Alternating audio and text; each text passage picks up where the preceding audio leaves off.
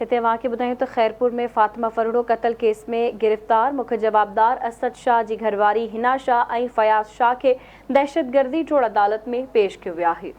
CTD police ॿिन्ही जवाबदारनि खे ATC में पेश कयो। सीटीडी पुलिस पारां ॿिन्ही जवाबदारनि जे 14 ॾींहनि जी जिस्मानी रिमांड जी इस्तदा कई वई आहे। अहम ख़बर वांखे ॾियूं पिया। ख़ैरपुर मां फातिमा फरड़ो क़त्ल केस में गिरफ़्तार मुख्य जवाबदार असद शाह जी घरवारी हिना शाह ऐं फयाज़ शाह खे दहशतगर्दी टोड़ अदालत में पेश कयो वियो आहे। सीटीडी पुलिस ॿिन्ही जवाबदारनि खे एटीसी में पेश कयो आहे। सीटीडी पुलिस पारां ॿिन्ही जवाबदारनि जे 14 ॾींहनि जी जिस्मानी रिमांड जी इस्तदा कई वई आहे।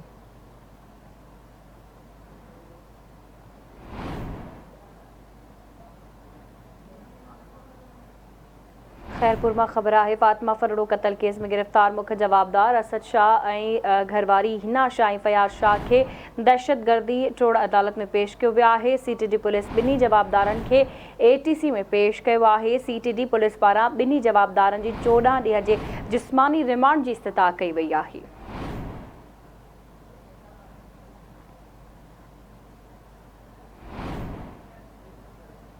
अहम ख़बर वांखे ॾियूं पिया। ख़ैरपुर मां फातिमा फरड़ो क़त्ल केस में गिरफ़्तार मुख्य जवाबदार असद शाह जी घरवारी हिना शाह ऐं फयाज़ शाह खे दहशतगर्दी टोड़ अदालत में पेश कयो वियो आहे। तफ़सील मालूम कंदासीं आवाज़ न्यूज़ रिपोर्टर शकील जामरी खान। जी शकील, कहिड़ा तफ़सील आहिनि, आगाह कजो।